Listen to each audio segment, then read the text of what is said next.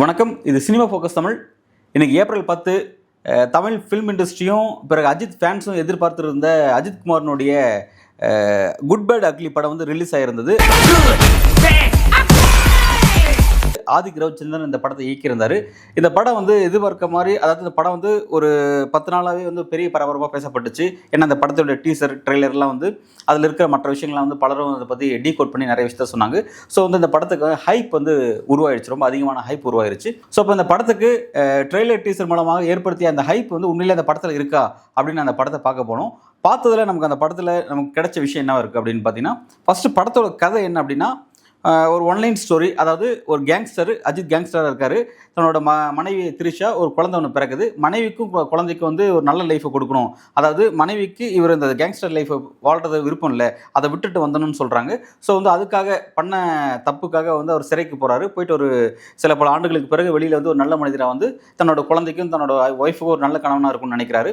அப்போ அந்த மாதிரியான ஒரு இடத்துல அவர் வரும்போது என்னென்னா, பழைய காலத்து, அதாவது கடந்த காலத்தில் அவர் தொட்ட அந்த ரவுடிகள் இருக்காங்க பார்த்தீங்கன்னா, அது வந்து ரிவெஞ்சாக அவர் வந்து சில விஷயங்களை வந்து அட்டாக் பண்ணுறாங்க.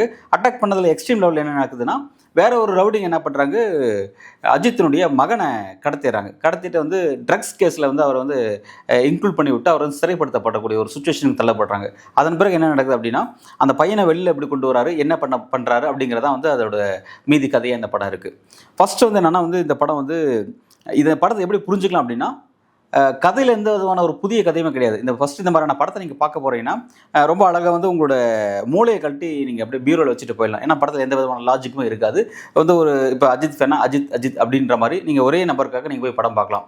ரெண்டாவது என்னன்னா, இந்த படத்தோட டைரக்டரே வந்து இந்த ஆதிக் ரவிச்சந்திரன் அஜித்தோட ஃபேன் போல இருக்குது. ஏன்னா வந்து அந்த மாதிரி தான் வந்து இந்த படத்தில் காட்சி அமைச்சு வச்சிருக்காரு.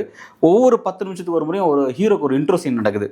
ஏதாவது ஒரு விஷயத்தில் ஒரு இன்ட்ரோ, அவர் நடந்து வர மாதிரி, அவர் வந்து ஃபைட் பண்ணுற மாதிரி, சும்மா அப்படின்ற மாதிரி ஏகப்பட்ட இன்ட்ரோ சீன்ஸ், பில்டப் சீன்ஸ் வந்து ஓவர் பில்டப் சீன்ஸாக இருக்குது. உட்காந்து பார்க்க முடியல. அந்த மாதிரியான விஷயங்களாக இருந்துச்சு. யாருக்கு பார்க்க முடியலன்னா, படத்தை, அதாவது சினிமா ரசிகர்களால் பார்க்க முடியாது, அஜித் ரசிகர்கள் வந்து இது விரும்பி பார்ப்பாங்க. ஏன்னா அவங்களுக்கான படமாக தான் வந்து இந்த படம் படைக்கப்பட்டிருக்கு. ரெண்டாவது பார்த்தீங்கன்னா, இதுக்கு முன்னாடி அஜித்துடைய விடாமுயற்சி படம் வந்துச்சு. அந்த படத்தை வந்து பார்த்தீங்கன்னா, அந்த டைரக்டர் மகிழ் திருமேனி ஒரு விஜய் ஃபேனாக இருந்தால் அவர் எப்படி இருக்கும், அஜித்தையே பிடிக்காத ஒரு நபராக இருந்தால் எப்படி இருக்கும் அப்படின்ற மாதிரி அவர் அந்த படத்தை பண்ணி வச்சிருந்தார். அந்த அளவுக்கு வந்து ஒரு அஜித்தை நீங்கள் ஒரு மாஸ் சீன் அந்த படத்தில் எங்கேயுமே பார்க்க முடியாது. ஆனால் அந்த படத்தை அப்படியே முற்றிலும் கான்ட்ரவர்சியாக இந்த படம் வந்து 10 நிமிஷத்துக்கு ஒரு மாஸ் சீன் இருந்துகிட்டே இருக்குது உங்களுக்கு. அந்த மாஸ் சீன் வந்து ஒரு மாதிரி போர் அடிக்க ஆரம்பிச்சிருது. அந்த மாதிரி தான் போயிடுச்சு. கதை எதுவுமே இல்லை, அது ஒரு பெரிய போர். நிறைய லேக்ஸ் இருந்துச்சு. ரெண்டாவது இந்த படத்தில் என்ன பண்ணுறாங்கன்னா, அஜித் வந்து ரவுடிகளை வந்து அதாவது எப்படின்னா, ஃபஸ்ட்டு வந்து ஒரு மாஸ் ஹீரோ நீங்கள் காட்டணும்னு விரும்புனீங்கன்னா, அந்த மாஸ் ஹீரோ எந்த அளவுக்கு மாஸாக இருக்கிறோ அதுக்கு ஆப்போசிட், அதாவது நெகட்டிவ் கேரக்டரை வந்து நீங்கள் மாஸாக காட்டணும்.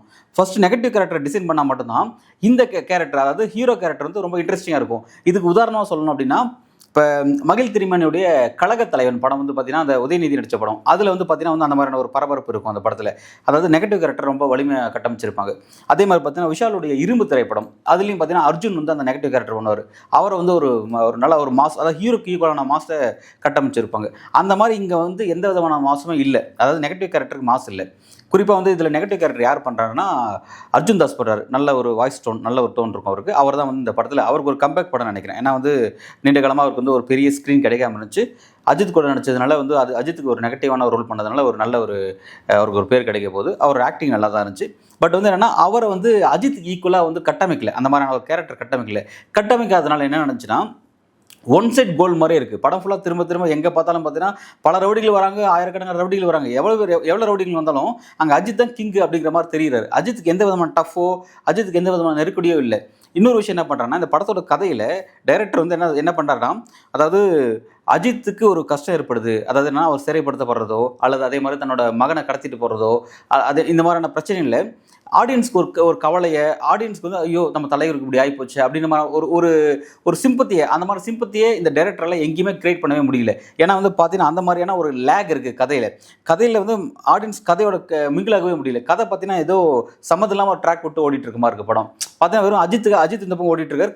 கதையே இல்லாமல் அஜித் மட்டும் தான் கதை அப்படிங்கிற மாதிரியும், அவங்க அந்த கதையில் சொல்லக்கூடிய எந்தெந்த சின்ன சென்டிமெண்ட்ஸ் விஷயங்கள் கூட நம்மளை கவர மாட்டேங்குது. அந்த சென்டிமெண்ட் சீன் கூட பார்த்தீங்கன்னா ஒரு ஃபன்னாக போய் முடிஞ்சிருது. ரெண்டாவது பார்த்தீங்கன்னா வந்து இந்த படம் full and full fun subject தான். இதில் சென்டிமெண்ட்டை நீங்கள் பார்க்கவே வேண்டாம். ஏன்னா சென்டிமெண்ட்டை கொடுக்குற மாதிரி கொடுத்தா கூட எல்லா சென்டிமெண்ட் சீன்லையும் பார்த்தீங்கன்னா அஜித்துக்கு பில்டப் கொடுத்து அது ஒரு ஃபன் சீனாக மாற்றி, குறிப்பாக பார்த்தீங்கன்னா வந்து இந்த ஒரு படத்தில் ஒரு சீன் வரும்.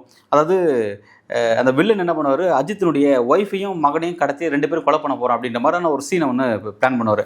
அந்த சீனில் என்ன நடக்கும்னா, ஃபோன் வரும். அந்த ஃபோனில் யார் வருவான்னு பார்த்தீங்கன்னா சிம்ரன் வருவாங்க. சிம்ரன் வந்து சிம்ரனோட ரொமான்ஸ் போயிட்டுருக்கும். அது வந்து ஒரு மாதிரி ஃபன்னாக இருக்கும். அங்கே வந்து மனைவியை கொல்ல போகிறாங்கிற ரவுடி, அதே மாதிரி ஒரு பக்கம் இந்த மகனை கொல்ல போகிறாங்க ரவுடி, இவர் ரொமான்ஸ் பண்ணிகிட்டு இருப்பார். அந்த மாதிரி எல்லா சீனுமே வந்து ஒரு ஃபன் சப்ஜெக்டாக தான் இருந்துச்சு இந்த படம். உங்களுக்கு எந்த ஒரு இடத்துல வந்து ஒரு சீரியஸாக ஒரு விஷயமாவும் இருக்காது. ஓவர் பில்டப் சீனை கொடுத்து ஒரு மாதிரி வந்து ஒரு திகட்ட அப்படிங்கிற மாதிரி ஒரு ஹைப் அந்த மாதிரி தான் ஒன்று கொடுத்துட்டாங்க. நான் ஏற்கனவே சொன்ன மாதிரி வந்து இது முழுக்க அஜித் ரசிகர்களுக்கான படம். இப்போ ரீசெண்டாக வந்து இந்த தனுஷ் ஒரு படம் பண்ணியிருந்தார். ராயன் படத்தில் என்னன்னா, தனுஷ் அந்த படத்துக்கு வந்து டைரக்டராக பண்ணியிருந்தார். அவர் என்ன பண்ணுவார், அந்த படத்தில் வந்து எவரி ஒரு ½ அன் ஹவருக்கு ஒரு டைம் அவர் ஒரு இன்ட்ரோ சீன் வச்சுப்பார். அதுவும் ஒரு மாதிரி வந்து ஒரு பில்டப் சீன் அந்த படத்தில் அதிகமாக இருக்கும். இந்த படத்தில் என்னன்னா, அது ½ அன் ஹவருக்கு ஒரு முறை, இது 10 நிமிஷத்துக்கு ஒரு முறை ஒரு பில்டப் சீன் இருக்கும். அதனால் டோட்டலாக அந்த படம் ஃபுல்லாக ஒரு பில்டப் சீன்லாம் கட்டமைச்சு வச்சிருப்பாங்க. அதனால தான் திரும்ப சொல்கிறேன், இதில் கதையே இருக்காது. நீங்கள் கதையோ லாஜிக்கோ எதிர்பார்த்து போனீங்கன்னா ஏமாந்துருவீங்க. ஸோ அதனால் மூளையை கழட்டி நீங்கள் வீட்டில் பத்திரமா பீரோலையோ ஃப்ரிட்ஜில் வச்சுட்டு போனீங்கன்னா போய் ரிலாக்ஸாக போய் படத்தை பார்த்துட்டு அப்படியே வந்துடலாம்.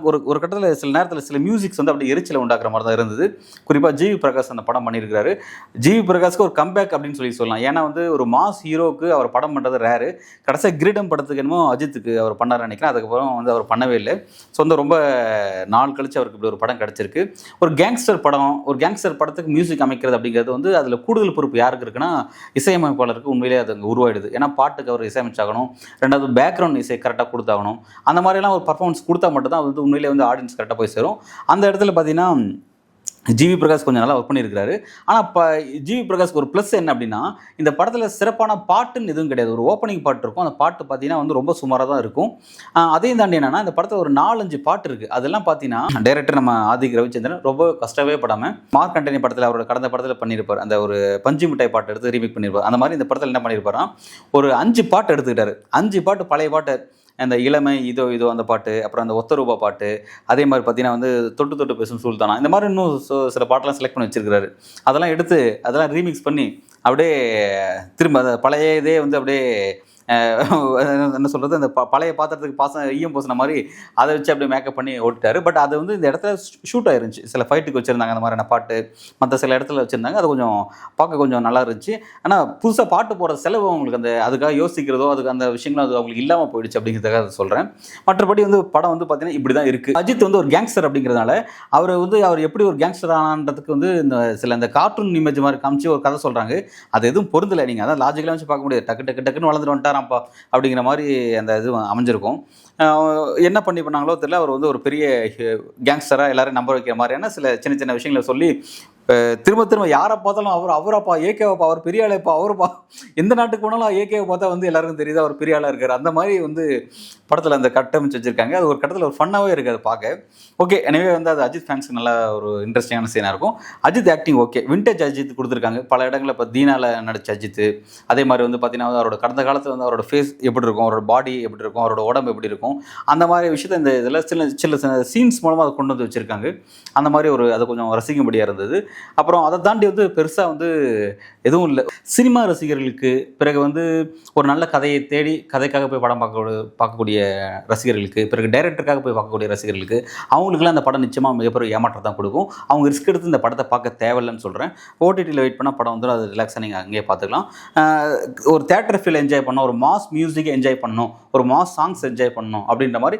ஏன்னா அந்த பழைய பாட்டெல்லாம் வந்து ரீமிக்ஸ் பண்ணதில் வந்து அந்த பேக்ரவுண்ட் மியூசிக்கோட வந்து அது ஒரு நல்ல ஹைப்பை கொடுக்குது. நல்ல ஒரு மாஸ் ஒரு படத்தை பார்க்கணும்னு நினைக்கிறவங்களுக்கு வந்து இது உண்மையிலே வந்து அந்த ஒரு ஃபுல்ஃபில் இது கொடுக்கும். மற்றபடி எந்த விதமான ஒரு விஷயமும் நீங்கள் பெரிய அளவில் எதிர்பார்ப்போடு நீங்கள் உள்ளே போயிடாதீங்க. ஏமாந்து வெளியே வந்தீங்கன்னா பொறுப்பு நம்ம இல்லை. நல்லது, நன்றி.